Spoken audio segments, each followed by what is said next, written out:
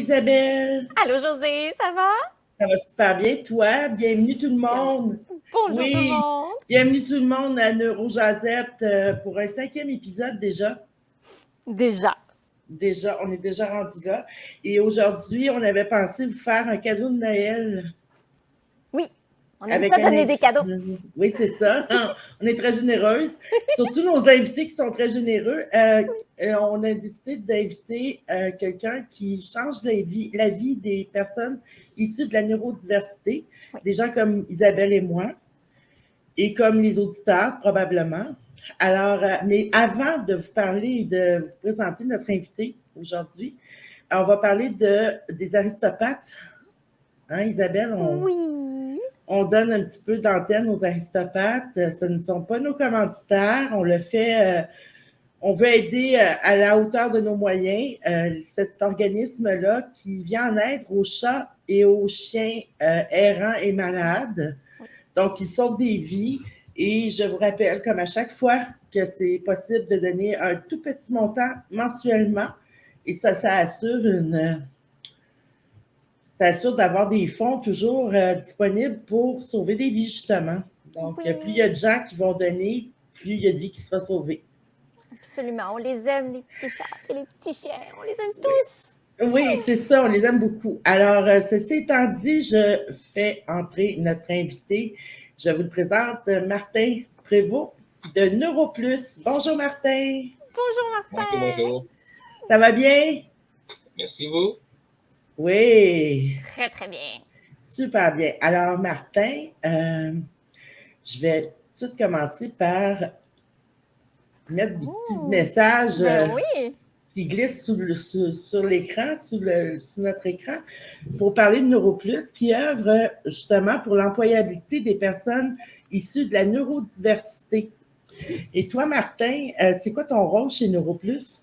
Moi, je suis directeur de l'accompagnement. Alors, on pourra en parler, mais c'est une des composantes essentielles de notre façon de travailler, l'accompagnement. Puis, dans directeur de l'accompagnement, ce qu'il faut retenir, c'est surtout le mot accompagnement plutôt que Oui. directeur. Alors, oui, je suis responsable de l'accompagnement, mais je fais moi-même de l'accompagnement. Oui, c'est ça. Hein? Il y a plusieurs personnes maintenant qui sont consultants chez NeuroPlus. Là. Ça grossit de plus en plus, mais pourtant, l'entreprise est tellement jeune que c'est un franc succès. Hein? On est content. Ça se passe bien. Oui.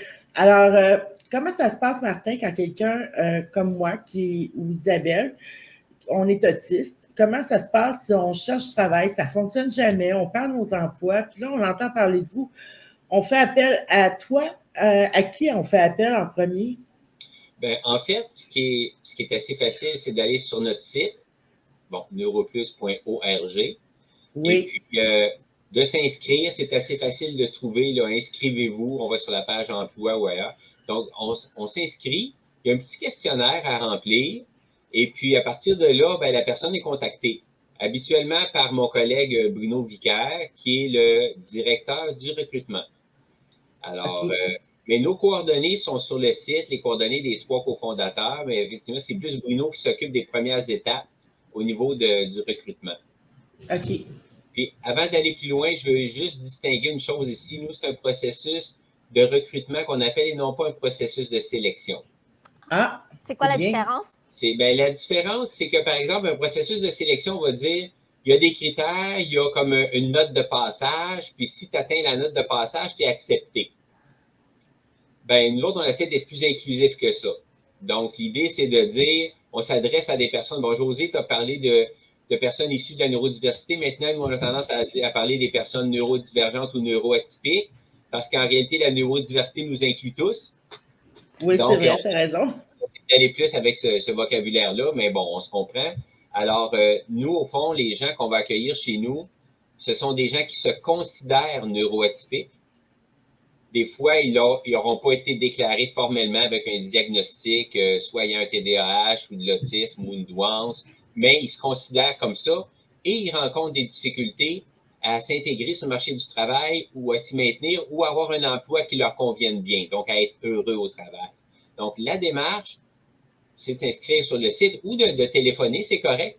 C'est un premier contact, ça peut être par courriel. Nos adresses sont sur le site, nos numéros de téléphone sont sur le site. C'est vrai. Donc, un premier contact. Ensuite, il y aura une entrevue d'accueil qui se fait en visio pour le moment. Autrefois, on a déjà travaillé ensemble plus avant et plus longtemps, Bruno, Pierre et moi, puis c'était en personne. Mais là, on a pris l'habitude durant la pandémie d'utiliser les moyens technologiques. Et en même temps, bien, ça nous permet d'être ouverts à des gens d'un peu partout. Ben oui, c'est ce que j'allais dire. De Montréal, on a des gens, par exemple, des gens qui peuvent être de Montréal puis travailler à Calgary pour une entreprise à Calgary, en fait, où quelqu'un peut être au Nouveau-Brunswick et travailler au Nouveau-Brunswick, mais avec notre aide à partir de Montréal. Donc, c'est assez vaste nos possibilités de ce côté-là. Donc, la personne a une entrevue d'accueil. On s'assure que notre modèle d'affaires, notre modèle d'intervention et de soutien peut lui convenir. Donc, on répond à ses questions. On pose quelques questions aussi pour commencer à en savoir plus sur la personne. Puis là, ça devient assez important à ce moment-là dans notre processus de recrutement. Nous, l'idée, c'est de bien connaître la personne. Donc, on a un peu plus d'étapes que quelqu'un, par exemple, qui se propose pour un poste, il passe une entrevue d'embauche et tout. Et ça s'arrête là, puis il est pris ou il n'est pas pris. Nous, ça va un peu plus loin. Donc, on a différents outils. Je ne donnerai pas tous les détails, là, mais on a différents outils.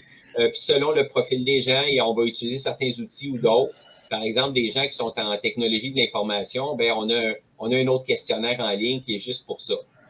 OK. Bien, c'est pas tout le monde qui va le faire parce qu'il y en a qui travaillent en marketing, en finance, ils veulent faire du travail de bureau.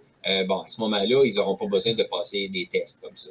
Et un élément peut-être particulièrement intéressant de notre processus de recrutement, c'est le séminaire de recrutement. Où là, on réunit des participants et des participantes pour une demi-journée. Et puis, on les met en situation. Bon, ils ont un ou deux exercices, pas un ou deux, soyons précis, ils ont 2 exercices individuels, mais ils ont surtout des exercices à faire en équipe. Puis, on fait même varier les équipes durant le séminaire. Donc, je vois Isabelle faire Ça a l'air épeurant, ça! Ben, là, on va essayer de rassurer les gens peut-être aujourd'hui. Mais oui. Il faut déjà savoir que le séminaire de recrutement, ce n'est pas une activité de compétition. Non. D'accord? D'ailleurs, pendant tout notre processus de recrutement, il n'y a pas de score. Dans nos outils d'évaluation, il n'y a pas de score à la fin. Donc, même il y a un questionnaire où on répond sur une échelle de 1 à 5, mais on n'additionne pas les points à la fin. C'est pas ça le but. Le but, c'est d'avoir un bon portrait de la personne pour être en mesure de choisir des bons milieux de travail pour elle, puis d'être capable de savoir, ça va être quoi ses principaux besoins en termes d'accompagnement. Est-ce que ça va être vraiment plus au début pour le processus de sélection chez notre client pour obtenir un mandat, donc on embauche la personne pour faire un mandat chez notre client, ou ça va être peut-être plus par rapport à son environnement de travail. On a des gens qui ont des enjeux sensoriels. S'ils travaillent chez eux, ça va bien, ils ont le contrôle de l'environnement, souvent. Mais s'ils travaillent en entreprise, ils ont peut-être moins le contrôle, donc on va regarder s'ils ont des enjeux, il va falloir en tenir compte. Est-ce que, par exemple, le milieu est accueillant pour la personne ou s'il ne l'est pas tout à fait, est-ce qu'on peut le modifier? Donc, on va apprendre plein de choses comme ça dans notre processus de recrutement avec les gens. Si je reviens au séminaire de recrutement, bien là, c'est ça, on est mis en situation. Puis non, on n'annonce pas à l'avance ça va être quoi les exercices. Et puis pour certains, il faut juste se dire, regarde, on fait ce qu'on peut, puis il n'y a pas de note. Donc, on ne peut pas échouer au séminaire de recrutement. Okay. Fait qu'on fait ce qu'on est capable de faire. Puis, en même temps, chez nous, il y a beaucoup de souplesse. Là, je vous parle des étapes du processus de recrutement. Il peut arriver qu'on n'a même pas fini de faire le processus puis qu'on place déjà quelqu'un. C'est ça. OK. Bon. Il pourrait arriver que quelqu'un, malgré ses efforts, malgré nos adaptations, malgré notre souplesse, ne réussisse pas, par exemple, à faire le séminaire de recrutement. C'est le genre de situation qui ne lui convient vraiment pas. Bien, on va faire d'autres choses pour apprendre qui est cette personne-là en équipe, par exemple. OK. Donc, notre but, c'est ça, on n'a pas une recette. On a vraiment des outils, puis on a beaucoup d'ingrédients, puis la recette va changer selon l'individu. D'une personne à l'autre. Qui fonctionne. Puis des fois, mais il y en a un, ben regarde, lui, c'est pas du massis que tu vas mettre dans son truc, c'est de la cardamome. Oui. Ben, c'est correct. qu'on connaît, puis on va l'utiliser. Donc, on fait preuve de beaucoup de souplesse de ce côté-là. Fait qu'en gros, quand ça commence au départ, c'est vraiment participer au processus de recrutement. Donc, apprendre à échanger avec NeuroPlus, apprendre à établir un lien de confiance, établir un mode de communication efficace. Tout le monde n'a pas les mêmes choix au niveau de la communication. Puis, après, donc, on apprend à se connaître, puis on va être plus capable de travailler ensemble.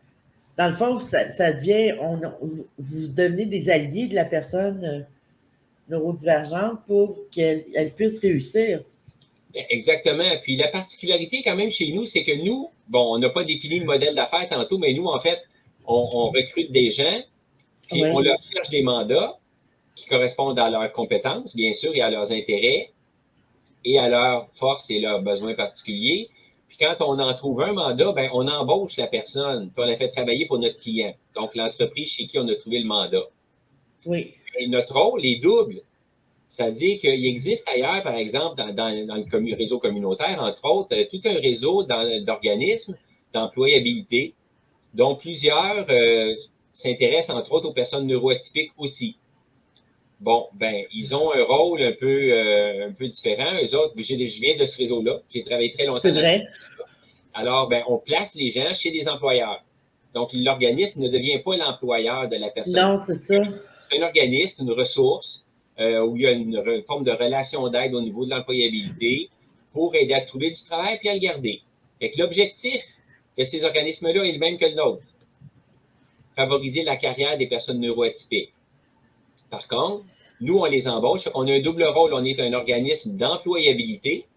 Oui. Donc, on a une spécialité pour aider des personnes à obtenir et garder un travail, mais on est aussi l'employeur de ces gens-là.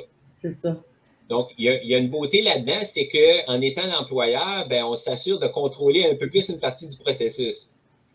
Parce qu'on se connaît comme employeur. Donc, on sait ce qu'on est capable de faire, on le sait d'avance, on connaît notre souplesse, puis on a des compétences spécifiques. Alors qu'un autre employeur, plein de bonne volonté, c'est la première fois qu'il se fait proposer la candidature d'une personne neuroatypique, ben peut-être qu'il ne saura pas trop comment s'y prendre. Peut-être qu'il va avoir besoin de plus de soutien, puis des fois, il ne saura pas où aller chercher le soutien. Ben nous, c'est nous qui embauchons, puis c'est nous qui offrons le soutien. C'est ça. Donc, tout ça. Puis l'accompagnement que tu fais, toi, Martin, un exemple d'accompagnement, c'est que tu rencontres la personne, pas quotidiennement, mais hebdomadairement, je pense. Hein?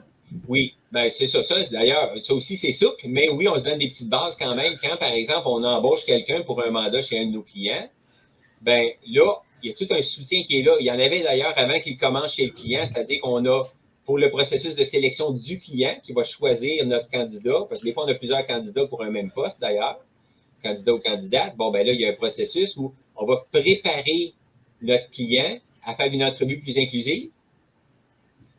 Puis, comme éviter des questions qu'on entend en entrevue parfois, parlez-moi de vous. Ben oui. Pas grand monde qui l'aime, celle-là. Ou quelles sont vos grandes passions? Oh boy!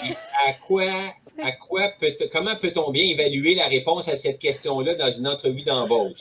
Je me dis toujours, est-ce que si ma passion, c'est de mettre des photos de petits chats sur Facebook, est-ce que c'est mieux ou moins bien que la cuisine asiatique ou l'astronomie? Alors, on essaie de former nos clients. Ben, pas on essaie, on forme nos clients à avoir des questions plus spécifiques à l'objectif de l'entrevue. Donc, souvent, beaucoup plus collé sur la tâche et sur la compétence requise pour la tâche, sur l'expérience de la personne. Puis, des fois, oui, il y a des questions, par exemple, mais là, si on t'offrait le choix dans l'entreprise entre être, je ne sais pas moi, peu importe, chef d'équipe ou une entreprise de finance, chef d'équipe ou comptable, qu'est-ce que tu préfères? OK, ça peut être des fois pas trop facile à répondre, mais c'est des questions qui sont quand même liées à la tâche. On prépare nos clients, on prépare nos consultants aux entrevues, bien sûr, et on les accompagne. Donc, c'est ça. ils commencent déjà là. Puis même des fois, il y a des gens qui vont venir nous voir, il va falloir les aider dans leur choix de carrière. Ils arrivent à nous voir, ils ont déjà essayé des choses, ils ont suivi plusieurs formations, ils ne savent pas où ils en sont, ils ne savent pas où ils veulent aller trop. Ça peut vous donner de la tête, là. C'est ça. Ils sont plus certains, puis ils ont besoin d'informations, ils ont besoin d'être guidés. Bien, ça, on sait faire ça aussi. Ça s'appelle de l'aide au choix professionnel. Donc, ça aussi, ça fait partie de tout le soutien qu'on peut apporter à la personne. Quand la personne est choisie, avant de se rendre au suivi hebdomadaire, José, Oui. quand la personne est choisie, bien, on va aussi préparer son arrivée dans le milieu de travail. Oui, c'est vrai. Donc, on va faire une séance d'information à son milieu de travail. Puis, par exemple, sa superviseur ou son superviseur va avoir déterminé qui va assister à la rencontre, soit les 4 collaborateurs les plus proches ou les 12, ou peu importe.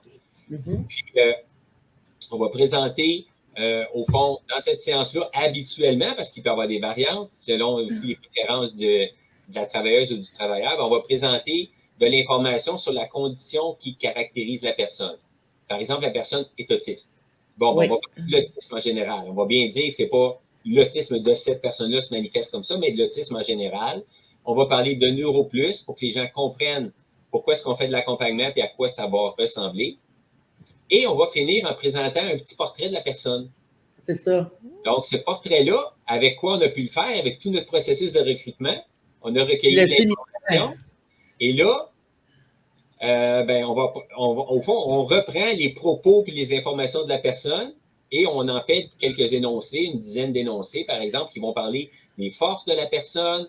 On va dire c'est sa créativité, ou c'est sa motivation, ou sa capacité à vérifier les détails, à faire du compte, peu importe. On va parler aussi de ses préférences. Donc, par exemple, quelqu'un préfère, ben, s'il doit éventuellement parler durant la réunion d'équipe, il faudrait qu'il soit prévenu d'avance. Oui. Parce Oui. que sinon, il trouve ça plus difficile. Mais c'est sûr que s'il choisit le poste, il sait qu'il va parler en réunion d'équipe. Donc, c'est un choix conscient. Là. On a eu la description de poste, on a posé des questions. C'est ça. Et on peut avoir des préférences pour mieux réussir une tâche ou être plus confortable Ben, dans c'est une... ça. Donc, on fait cette séance d'information-là. Ensuite, la personne commence. Et oui, là, on va avoir des rencontres régulières. Au début, c'est hebdomadaire. On se met un minimum d'une rencontre par semaine avec la consultante ou le consultant. On les appelle comme ça une fois qu'ils travaillent. Ils sont nos employés, mais ils sont consultants chez nos clients. Quand je dis employé puis quand je dis consultant, pour moi, c'est la même personne. C'est juste C'est la même chose. qui regarde. Si c'est le client qui regarde ou si c'est nous, l'employeur. Mais donc, on va rencontrer la personne et c'est dans le cadre de son travail. Ça fait partie de sa tâche. Quand quelqu'un, une entreprise décide de faire affaire avec NeuroPlus, ben, ils comprennent que d'avoir l'accompagnement, d'avoir des rencontres de suivi, ça fait partie de la tâche. Donc, ce n'est pas des heures coupées sur sa paye. Là, quand tu es en rencontre avec moi, si ça dure 10 minutes ou 1 heure, c'est dans le cadre de son travail. OK. Bon, des fois, ça va être en dehors des heures parce que ça ne correspond vraiment pas. La personne fait un travail qui est sur place, elle ne peut pas s'isoler pour faire. Ben, on va la faire à 5h30 ou bon. C'est ça. Aussi. Mais, Vous adaptez. pas de choix. Si on veut que ça fonctionne. Et il y a aussi, bien sûr, des suivis avec le superviseur ou la superviseure. OK. Donc, parce que nous, on va avoir le point de vue de la personne, on va dire comment tu vas, puis là, je vais rentrer dans qu'est-ce qu'on touche dans l'accompagnement, mais donc, on a des suivis réguliers avec notre consultante ou notre consultant et aussi avec la personne qui la supervise. Donc, on appelle le répondant ou la répondante. Donc, c'est une personne à qui notre employé fait référence rapidement. Il y a quelque chose, j'ai des besoins, c'est à toi que je m'adresse. Puis bien sûr, ça, c'est déterminé à l'avance, cette personne-là. Ça, c'est déterminé avant que la personne entre en poste. Puis, bien sûr, si on dit, OK, mais là, si le répondant n'est pas là, à qui je m'adresse? Bien, ça aussi, on le demande. Puis, si la deuxième personne n'est pas là, à qui je m'adresse? D'accord. Donc, on s'assure d'avoir de l'information. Puis, aussi, on assiste normalement le premier matin, entre le début, les premières heures de travail de la personne, on est aussi présent. Ah, c'est vraiment cool. Il va y avoir une séance d'accueil, c'est ton arrivée en poste. Donc, tu as une séance d'accueil avec ton superviseur ou 2-3 personnes qui vont te présenter un peu plus l'organigramme de la compagnie, les politiques, le portail, où aller voir l'information dans notre portail à l'interne pour voir où sont nos outils. Bon, ben nous, on assiste aussi au début de ça. Pour avoir la même information, c'est plus facile après ça quand la personne réagit par rapport à sa tâche, à comment elle a été accueillie. Bien, on a déjà compris aussi comment ça fonctionnait. Donc, on assiste aussi au début d'emploi pendant 1 à 3-4 heures. Ça dépend toujours des fonctions de la personne et de l'organisation. C'est quoi les commentaires des consultants, Martin, face à ce genre d'accompagnement-là que vous faites? Bien, en fait, comment je pourrais dire donc? On n'a pas tant de commentaires que ça nécessairement, mais c'est parce qu'on ne pose pas nécessairement toujours la question non plus. OK. Mais bon. Donc, on leur pose pas mal de questions à nos consultants quand on fait les suivis, là. Mais en fait, moi, il y avait même une chose, j'ai été un petit peu surpris parce que le double rôle d'être l'employeur et d'être la personne qui est en relation d'aide avec toi, Oui, on parce s'est que c'est une dit relation d'aide. ça se pouvait que ça soit un peu étrange pour certaines personnes. Et finalement, non. Même on aurait pu avoir des candidats, par exemple, qui disent « Ah non, votre modèle, je ne le comprends pas. Pour moi, ce n'est pas cohérent. Ça ne fonctionne pas. Tu ne peux pas être mon patron puis la personne qui m'aide. » OK, oui. Mais ce n'est pas arrivé. OK. Puis, ben, quelque part, on peut aussi se poser des questions sur l'organisation du marché du travail en général. Effectivement, moi, j'ai appris que, bon, je suis gestionnaire depuis des années, là. J'ai appris qu'un bon gestionnaire, c'est quelqu'un qui s'occupe de son monde. Oui. Qui les aide à être confortables dans le travail, qui les aide à évoluer dans leur carrière. Ça fait partie du rôle de gestionnaire. Donc, au fond, c'est pas si bizarre que ça. Mais ça fonctionne. Mais il y a beaucoup de gens, José, qui nous disent, en fait, quand on annonce qu'est-ce qu'on offre comme soutien, Oui. il y a beaucoup de gens qui nous disent, mais comment ça se fait que personne n'a pensé à ça avant? Ou sinon, mais comment vous avez fait pour savoir ce dont j'avais exactement besoin? Wow. Ça ressemble à ça. Cette semaine, un nouveau candidat en entrevue d'accueil, il me dit, mais là, attendez une minute, là. Là, si je comprends bien, puis là, il me donne sa vision de notre service et tout. Puis là, il dit, vous êtes comme un bon père de famille. Oui, mais c'est ça. Oui, un peu. Bon, sans être, c'est un vocabulaire, on s'entend, là, qui Non, est c'est ça. bon C'est pas le. Bon, famille, là, ou un parent non genré, c'est pas important, là. Oui. Parent, on va dire ça, un bon parent. Un petit peu, d'une certaine manière, évidemment, on ne rentre pas trop dans les affaires. On parle de professionnel ici, là. On parle du parcours professionnel de la personne. Mais, effectivement, il y a beaucoup de gens qui disent, ben, il y a ça, il y a le modèle, mais il y a aussi le fait que comme on est qualifié, comme il y a un bon bagage d'expérience dans notre équipe, c'est sûr qu'on a je dirais qu'on a une bonne compréhension du vécu des gens qui viennent nous voir. Donc, déjà, on sait qu'il y a toute une. Il y a des gros enjeux qui sont liés pour toutes les personnes qui sont un peu différentes de la norme. Peu importe les raisons, tu arrives d'une autre culture, tu n'es pas de la même génération, tu n'es pas de la même identité de genre ou tu es une personne en situation de handicap, ben, si on ne se met pas dans la peau de l'autre, on n'apprend pas, on ne s'éduque pas à la réalité de l'autre, ben, on n'est pas aussi bon pour l'accompagner. C'est vrai. Ouais. Parce que si on comprend plus la situation, bien, qu'est-ce qu'on va faire? On a des chances de faire des interventions plus adaptées. Oui. Des chances de développer des outils plus adaptés. Puis devinez quoi? Nos outils, ben, ils passent régulièrement au hachoir. Si je peux me permettre de dire que, ben, on pensait que ça serait bon, puis la personne nous dit non, ça ne marche pas avec moi. Ah, c'est ça. D'accord. Est-ce que tu as des suggestions? Non, mais trouve quelque chose de mieux. D'accord. Des fois, il y a des suggestions. C'est toi le spécialiste. Fait que trouve quelque chose. Je rigole un peu, là, mais c'est comme ça qu'on évolue. Ben oui, c'est ça, c'est sûr. Puis moi, je dis souvent, en plus, il faut accepter d'être surpris. Oui, hein? Il faut accepter de se remettre en question, mais il faut accepter d'être surpris aussi. Puis être surpris, ça veut dire, par exemple, quelqu'un nous a dit « Ah non, ces conditions de travail-là, moi, c'est impossible pour moi. » D'accord, on va aller vers d'autres choses. Puis à un moment donné, la personne a dit, tu sais, tu m'avais parlé de quelque chose, mais que tu me dis que c'était pas pour moi à cause de, parce que je t'avais dit non, ben, je suis prête à l'essayer. Ah. D'accord. Ben, donc, il y a de l'ouverture, ça prend de l'ouverture des deux côtés. Exact. Puis, je veux dire, on va pas dire, ben non, tu m'avais dit que tu n'étais pas capable. Regarde, si tu me dis là, tu penses que tu es capable ou ça t'intéresse de l'essayer, je peux te poser 2-3 questions, voir qu'est-ce que tu comprends exactement de la chose, mais tu veux y aller, on va y aller. Je veux dire, le plus grand spécialiste d'une personne, ça sera toujours la personne elle-même. Tu as bien raison. C'est vrai. Tu as bien raison.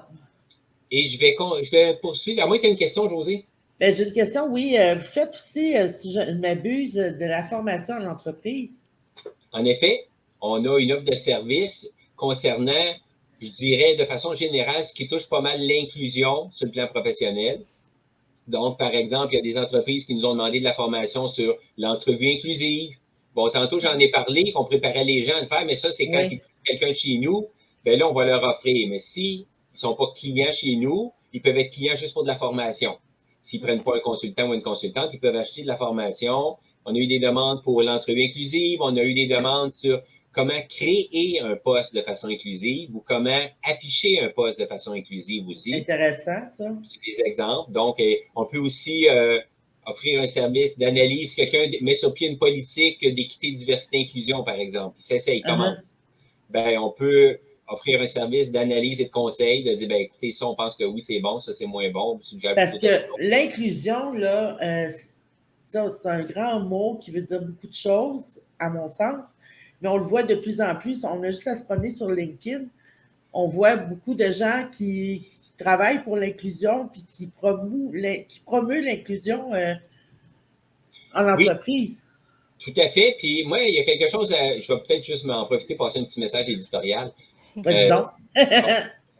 Ça fait longtemps que je fais de l'inclusion, mais on ne l'appelait pas comme ça avant. Mais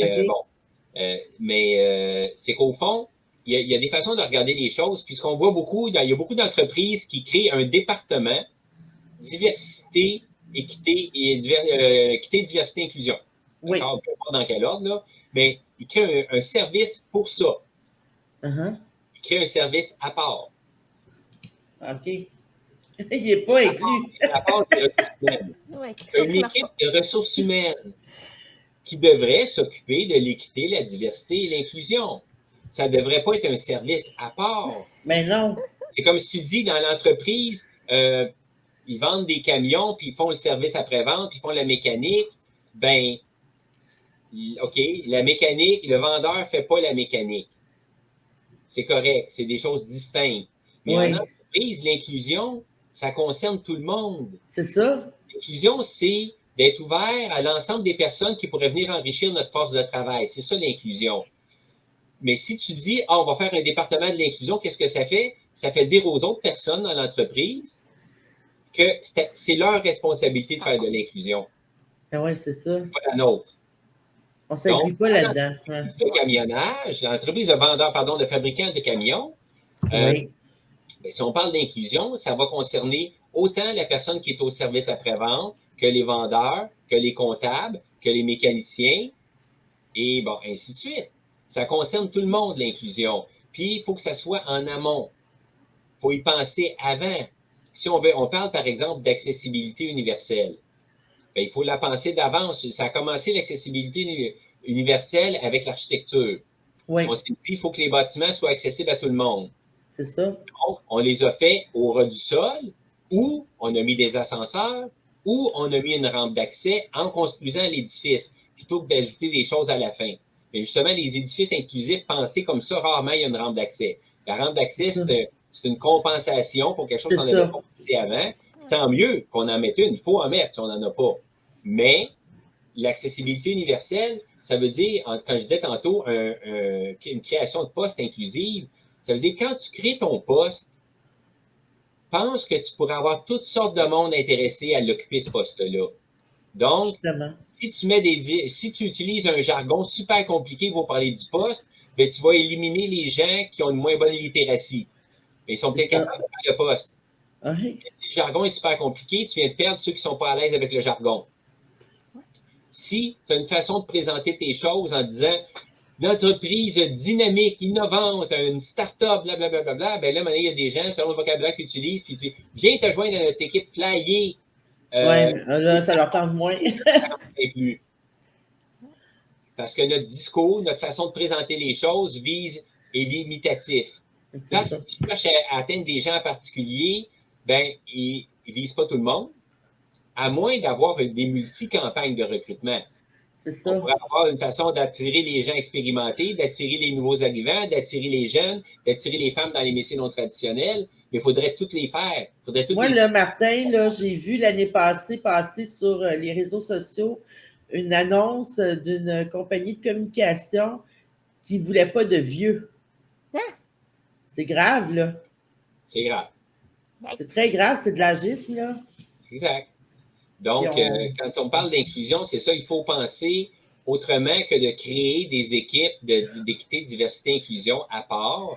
Il faut inculquer des valeurs d'équité, diversité, inclusion qui vont concerner tout le monde dans l'entreprise. Il faut avoir une politique qui va concerner tout le monde et tous les départements.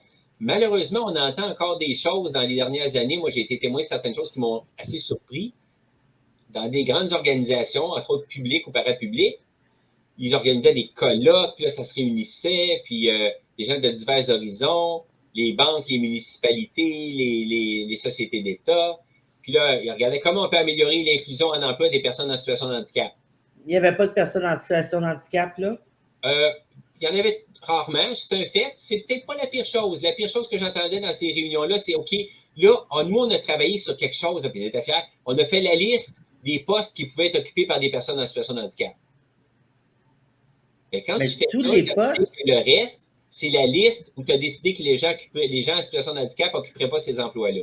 C'est ça, tous les postes peuvent être accessibles à tout le monde. Ben oui, c'est pas tout le monde qui peut faire n'importe quel poste. C'est pas tout le monde qui a le même handicap non plus. Je pourrais pas être ambulancier parce que moi, ramasser les morceaux à terre dans le métro de quelqu'un qui s'est jeté devant le train, je m'excuse, là, mais je pourrais pas faire ça. Moi non plus. Moi, je peux faire un massage cardiaque si je suis payé pour le faire, ou une bouche à bouche, ou mettre un garrot si quelqu'un s'est coupé, là, mais ça s'arrête là, puis il ne faut pas que je regarde. C'est ça. Le plaster n'est pas tout le temps à bonne place. Personne ne peut tout faire, mais on ne peut pas dire qu'il y a juste des choses hyper logiques. Un aveugle, puis ne postulera pas pour être chauffeur d'autobus. Mais non. C'est correct. Mais il n'est pas fou non plus, là. Il ira pas. Mais non. Donc, mais toi, tu n'as pas besoin de faire une liste, de dire les aveugles ne peuvent pas faire ça, les sourds ne peuvent pas faire ça. Mais non. Non, tu n'as pas besoin de faire ça. Ils n'iront pas appliquer. Reçois les candidatures en toute ouverture. Ouais. Et recherche la capacité à faire le travail, pas des incapacités à faire d'autres choses, mais la capacité à faire le travail. Bon, c'est assez logique, mais malheureusement, ce n'est pas toujours comme ça que ça se passe. NeuroPlus, ça existe depuis combien de temps, Martin? Formellement, depuis le 1er juillet 2021. Hey, c'est super, hein? Alors, puis on entend de plus en plus parler de NeuroPlus. Moi-même, j'ai entendu ça par mes réseaux sociaux au début. Là. Oui, bien, ça se passe bien. On a des bonnes collaborations avec nos clients, mais on a des bonnes collaborations avec des organismes aussi parce que, comme je disais tantôt, il existe plusieurs joueurs sur le marché qui s'occupent d'inclusion, d'intégration en emploi, de personnes neuroatypiques. Fait que l'idée, c'est de pousser tous dans la même direction. Puis, on a été très heureux d'être honorés au gala du réseau Action TI. On a remporté une classe pour la catégorie capital humain. Wow! C'est super! Félicitations! D'être reconnu par nos pairs dans le domaine des technologies. Mais oui. C'est ça, on s'efforce d'être visible, on s'efforce de rejoindre le plus de gens possible. Puis, oui, je pense que je l'ai dit tout à l'heure, hein, je disais que ça ne demandait pas de diagnostic pour venir chez nous. Oui, tu l'as dit, puis ça, je trouvais ça très, très, très intéressant. Ouais. Parce qu'il y a des gens souvent qui pensent qu'ils vont être stigmatisés s'ils n'ont pas le diagnostic. Il y en a d'autres qui pensent qu'ils vont être stigmatisés s'ils ont un diagnostic. Là, c'est ouvert à tout le monde. Tu sais. Exact. Il y a une autre chose que je voudrais dire, je vais revenir sur l'accompagnement. On a parlé de fréquence, on a parlé de suivi pendant les heures de travail, de parler au superviseur. Mais l'accompagnement, en gros, je dirais que ça touche 3 catégories de situations.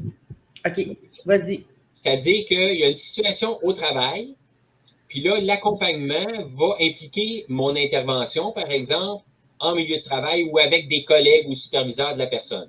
Donc, c'est une intervention pour soutenir la personne et son superviseur ou son équipe, peu importe, mais qui va être visible en milieu de travail.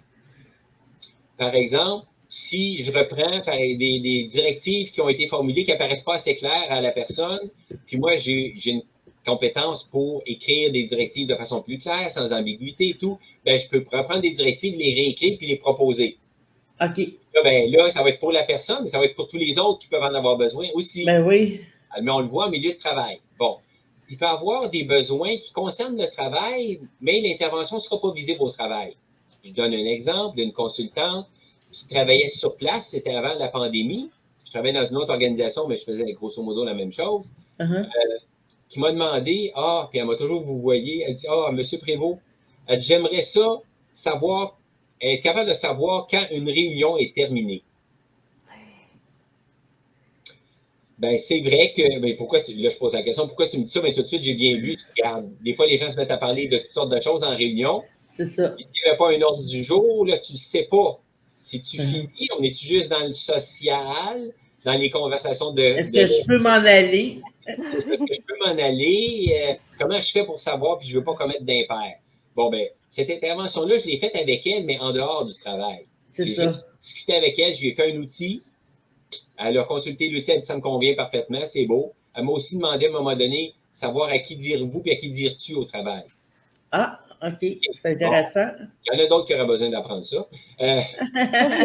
Puis, ben, j'ai fait son outil, puis elle s'en est servie, mais ça n'a pas paru au travail. Les gens ne l'ont pas vu. Ils ont peut-être vu une différence parce qu'elle savait mieux à qui dire vous et tu après, mais Oui. ils n'ont pas vu l'outil, ils n'ont pas vu Non, l'intervention. c'est ça. Et la troisième catégorie, ce qui nous démarque peut-être encore plus de certains mêmes organismes communautaires qui font déjà du bon boulot, c'est l'accompagnement pour des choses qui ne concernent pas le travail.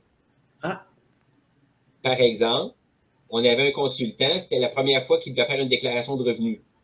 OK. Il ne savait pas comment faire, il ne savait pas où trouver l'information, il ne savait pas quand est-ce qu'il fallait le faire, mais la chose qu'il avait retenue puis qui justifiait qu'il demandait de l'aide, c'est je sais que si je ne le fais pas au bon moment, si je le fais en retard, je vais avoir une amende.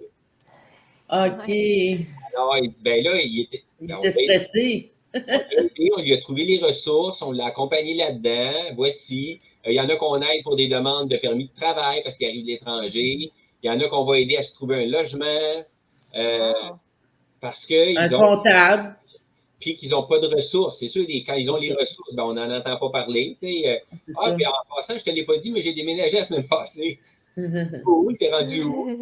Qu'est-ce qui t'a aidé? Ben, ma famille. Parfait. Mais des fois, les gens n'ont pas les ressources. Fait que nous, on peut aider. Ou sinon, l'aide, des fois, c'est de le faire avec la personne, lui trouver l'information, ou des fois, c'est de trouver une autre ressource. Si c'est plus spécialisé, par exemple, c'est sûr que moi, si quelqu'un me pose des questions sur ses droits comme travailleur, ben, je les ai les réponses. Puis si je les ai pas, je sais où les trouver. Mais parfois, si quelqu'un, finalement, on se rend compte, c'est quelqu'un qui a besoin de consulter en psychologie, ben, on n'a pas de psychologue dans l'équipe. Donc, on va essayer de lui trouver une ressource, donc aider la personne dans son cheminement vers une aide pertinente et suffisante pour un meilleur fonctionnement. Et bien sûr, si on diminue le stress de ce côté-là, devinez ce que ça fait pour le travail, bien, ça permet de bien continuer au travail. Un employé plus heureux, plus épanoui. Plus détendu, il est plus en mesure de faire un bon rendement au travail sans être trop stressé. Wow. C'est le but. Je me posais une question pour les gens neuroatypiques qui font affaire avec vous. Est-ce qu'ils ont des frais à débourser pour faire affaire avec NeuroPlus? Il n'y a pas de frais. La façon dont on fonctionne, c'est qu'on vend les services de nos consultants à un client. On paye nos consultants selon les salaires du marché. Okay. Puis, c'est comme ça que ça fonctionne. Donc, alors, juste pour être sûr que j'ai bien compris, Martin, si tu engages Isabelle, par exemple, pour un poste quelconque, elle va être payée le même montant que sur le marché, normalement, elle serait payée. Exactement. Parfait. Puis, bon, et là, puis le marché, bien, c'est sûr que le marché, des fois, il est un peu varié. Oui. Par exemple, si on dit être des fois le même poste avec la même expérience, ça ne paye pas le même salaire selon l'entreprise. C'est sûr que d'être adjoint administratif dans un organisme communautaire, ça ne paye peut-être pas autant que d'être adjoint administratif du deuxième côté d'une banque. Oui. C'est sûr. Donc, ça, c'est une réalité. Il y a des entreprises qui ont plus de moyens pour offrir des bonnes conditions, des bons salaires, mais on va comme dans les moyennes. Donc, il existe des chartes, on trouve des trucs. On peut trouver facilement sur le web quelles sont les échelles salariales qu'on voit quand tu as tant d'années d'expérience et ainsi de suite. Donc, oui, on va avec les tarifs du marché autant que possible. Moi, j'ai une autre question, Martin. Quand on travaille pour NeuroPlus, est-ce qu'on est automatiquement un employé ou on peut être travailleur autonome aussi? Bonne question. Le modèle veut qu'on y aille plus avec des employés parce que c'est ce que les gens préfèrent en général. Okay. Mais on est ouvert. Puis des fois on a même des meilleures occasions avec notre client. Ça peut être meilleur pour tout le monde, pour le client, pour le travailleur ou la travailleuse, que ça se fasse à contrat. Donc, c'est tout à fait possible. Puis si quelqu'un préfère, en fait, nous, on va respecter la préférence. On va respecter la préférence. En principe, nous, c'est plus engageant d'une certaine manière de l'avoir comme employé. On a plus de responsabilités, mais notre modèle au départ, c'est ça. C'est d'offrir à tout le monde de les prendre comme employés. Mais si la personne préfère le faire comme... Si elle est habituée, par exemple, de toujours être contractuelle, puis elle ne veut pas changer, elle est habituée comme ça va bien. Ça fait elle peut on a eu continuer. plusieurs situations où c'est comme ça que ça s'est fait. Donc, des gens qui Bon. avaient une habitude ou même des gens qui l'ont fait pour la première fois, qui ont Ah, tu toujours vois. été employés, mais là, la situation était plus favorable pour tout le monde si c'était à titre de contractuel. Donc, c'est le choix qui a été fait. Puis, je vais parler de quelque chose parce que c'est quand même important de le savoir. Nous, on prend des employés, mais on les emploie une fois qu'on a un contrat pour eux chez un client. OK. OK? Une fois que le processus de recrutement est terminé, on ne les embauche pas immédiatement. On les embauche pas si on n'a pas de contrat. Donc, on cherche un mandat. Et là, est-ce que ça fonctionne? On a parlé de tout le processus tantôt, la sélection avec le client. Oui. Bon. Puis, les mandats, ben, ils ont une durée limitée habituellement. Donc, par exemple, souvent, ça commence avec 1 an. Des fois, c'est un peu plus court, mais le plus souvent, c'est un contrat d'1 an. Puis, on va mettre des clauses que c'est renouvelable facilement. Il ne faut pas se compliquer la tâche. Donc, au fond, la personne est au courant, on t'embauche pour 1 an. Puis, au bout vers la fin, on va savoir si, par exemple, le client a encore du travail pour toi, puis souhaite te garder, puis si toi, tu souhaites rester. Si le contrat est reconduit. On va prolonger, puis c'est pas obligé d'être la même durée, on peut prolonger pour 2 ans. Nous, on n'a pas de limite. On peut garder quelqu'un 20 ans au même endroit, c'est pas un problème. Là. Au contraire, OK. ça fait l'affaire de tout le monde. Puis, ça existe sur le marché des entreprises qui vont avoir un certain nombre d'employés dans un domaine, puis souvent un plus petit pourcentage de consultants, puis des consultants qui restent. Parce que l'entreprise les aime bien, puis c'est des gens qui ne veulent pas devenir employés. Donc, nous, on a des gens, par exemple, qui vont dire non, moi, je veux rester employé de NeuroPlus parce que je veux mon accompagnement. Parce que OK. c'est le service qui vient avec. OK. C'est un choix personnel. Quelqu'un pourrait dire, je ne sais pas, moi, au bout d'un certain temps, l'entreprise pourrait vouloir l'embaucher directement. Bon, là, il y a des clauses contractuelles par rapport à ça, mais il y a des gens qui vont dire non, non, non. Moi, je veux l'accompagnement. C'est Et il y a ça. des gens qui viennent nous voir chez NeuroPlus. Il y en a plusieurs qui sont nouveaux sur le marché du travail, mais il y en a un bon nombre qui sont expérimentés. Ils font carrière. Ils ont déjà un emploi. OK. Ils viennent chez nous parce qu'ils veulent que ça se passe mieux. Ben oui, c'est ça. Parce que C'est on le ne petit reconnaît pas plus leurs de besoins. NeuroPlus. Pardon, le plus de NeuroPlus, oui. Parce qu'on ne connaît pas bien leurs besoins ou parce qu'ils n'ont pas osé les dire, parce qu'ils n'ont pas osé s'afficher comme personne neuroatypique ou parce qu'on ne reconnaît pas bien leurs forces aussi. Oui. C'est pas toujours juste les besoins qui ne sont pas reconnus. Des fois, c'est les forces. Ou des fois, les besoins peuvent être reconnus, mais pas les forces. Ouais. C'est vrai. Quand je dis pas accepter d'être surpris, là, nous, on en a des gens qui sont vraiment, vraiment bons dans leur domaine. On a des gens qui nous arrivent, il y en a qui m'ont dit, garde, moi j'ai un emploi à 40 heures, je suis payé 40 heures, je fais le travail en 10 heures. Mon patron le sait qu'au bout de 10 heures, j'ai fini, mais il me paye mes 40 heures parce que je fais le travail pour 40 heures. Oui. Bon, le petit côté moins fun, c'est dit, mon patron ne veut rien savoir de me laisser partir à la maison quand j'ai fini mes 10 heures. Oui, c'est ça. J'ai dit au bureau, ma job est finie, j'ai rien à faire. Et j'aimerais ça pouvoir être chez nous. Je vais être proche de mon téléphone, pas de problème. S'il y a un problème au travail, il y a juste à m'appeler. C'est ça. C'est dans mes heures prévues de travail, fait que je vais répondre. Mais non, ça ne passait pas. OK. Puis il y a toute cette notion-là, des fois, c'était vu probablement comme un privilège. Oui, c'est ça. L'employeur n'aurait pas été capable de justifier auprès des collègues. Nous, on est là pour expliquer la différence entre un accommodement et un privilège. C'est bien ça. Souvent, on ne veut pas trop faire de l'ironie, là, mais c'est parce que quelqu'un qui a besoin de plusieurs accommodements pour bien fonctionner sur le marché du travail, c'est parce qu'il rencontre des obstacles dans la vie pour faire certaines choses. Puis, il ne l'a pas facile souvent. Ouais. Là, OK, tu trouves que j'ai des privilèges, qu'on ait enlevé les néons au-dessus de mon bureau ou qu'on m'ait donné un bureau fermé? C'est ça, là, il y a le choix du vocabulaire. Ouais. Est-ce que c'est vraiment un privilège d'être moi-même avec les difficultés que je rencontre? Pas sûr. C'est ça. Fait qu'il y a de l'éducation à faire là-dessus. Puis pas parce que tu donnes quelque chose à quelqu'un que ça enlève quelque chose à quelqu'un d'autre, mais bon, ça dépend toujours des milieux, ça dépend des individus, mais des fois, il y a de l'éducation à faire, de la sensibilisation à faire. Oui, beaucoup. C'est super. C'est super de se rencontrer aujourd'hui, Martin, parce qu'on te rencontre, là, c'est le temps des fêtes, OK? Puis on te rencontre parce que ça donne de l'espoir aux gens qui sont neurodivergents, qui sont autistes, par exemple, ou peu importe la neuroatypie qu'ils ont, de peut-être trouver un travail qui leur conviendra mieux, s'ils en ont déjà un, ou d'en trouver un qui, pour la première fois, dans lequel ils vont se sentir bien.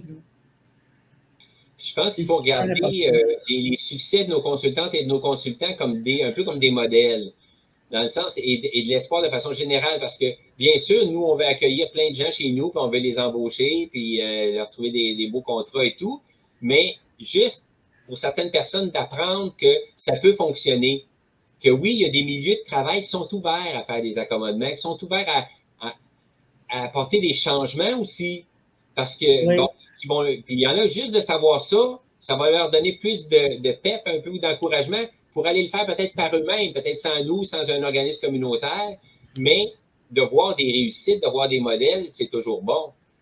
Oui. Absolument. Puis il n'y a pas juste les individus qui peuvent aller vers vous, les entreprises qui peuvent communiquer avec vous, hein? Tout à fait, bien sûr. Oui, effectivement, il y en a qui nous cherchent et qui nous trouvent. Donc, oui, puis il y a des gens, c'est clair, je trouve ça fort intéressant. Là. Il y a certains milieux, effectivement, on va dire, hey, nous autres, là, ça fait d'un bout de temps qu'on en parle, puis là, il faut passer à l'action, puis on va chercher une ressource. Bon, là, vous avez trouvé, OK, puis là, il faut que ça marche. Là, ils disent, nous autres, des fois, on entend ça, là. C'est souvent, c'est les gens plus haut placés dans la hiérarchie, là, à un moment donné, hey, il faut que ça marche. Ouais, c'est ça. On envoie ça en bas, puis des fois, en bas, ça traîne un peu. Là, hey, qu'est-ce qui se passe, là? Hey, j'ai dit que je vais en embaucher au moins 2 cette année, là. Ben, c'est pour les bonnes raisons. Fait qu'à partir de là, de toute façon, ils ne se mêlent pas de penser qu'ils savent comment tout faire. Ils vont chercher une expertise. Donc, à ce moment-là, c'est le fun. Moi, j'ai vécu dans ma carrière beaucoup de rencontres intéressantes avec des employeuses et des employeurs. Puis, il y en a qui me disaient, « Ah, ben enfin, vous êtes là. » Parce que moi, j'ai pensé à faire ça. J'ai même déjà eu des candidatures que j'ai reçues qui c'était clair que c'était des personnes en situation de handicap. Mais il dit, je connais tellement rien là-dedans que j'avais peur de faire pire si je les embauchais que si je les embauchais pas. J'avais peur d'être nuisible.